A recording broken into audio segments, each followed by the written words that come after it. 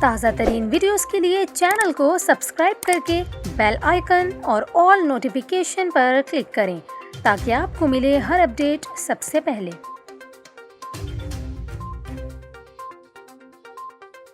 اور ابھی آپ کو بتائیں، محکمہ موسمیات نے کراچی میں گرمی کی شدت میں اضافے کا امکان ظاہر کر دیا۔ چیف میٹرولوجسٹ سردار سرفراز کا یہ کہنا ہے کہ 26 اپریل سے 1 مئی تک شہر قائد میں پارہ 38 سے 39 ڈگری سینٹی گریڈ کو چھو سکتا ہے، جبکہ کسی دن درجہ حرارت 40 ڈگری سینٹی گریڈ تک بھی جانے کا امکان ہے۔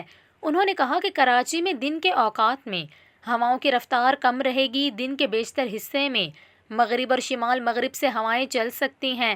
سردار سرفراز کا یہ بھی کہنا تھا کہ ملک کے مختلف علاقوں میں بھی کل سے گرمی کی شدت میں اضافے کا امکان ہے۔ بالائی سطح پر ہوا کا زیادہ دباؤ بن رہا ہے۔ انہوں نے کہا کہ حیدرآباد اور نواب شاہ میں پارہ 44 سے 46 ڈگری سینٹی گریڈ کے درمیان رہنے کا امکان ہے، جبکہ دادو، سکھر، لاڑکانہ اور دیگر علاقوں میں بھی پارہ 44 سے 46 ڈگری سینٹی گریڈ کو چھو سکتا ہے۔ اس کے علاوہ سردار سرفراز نے کہا کہ جنوبی اور وسطی پنجاب بھی گرمی کی لپیٹ میں رہیں گے۔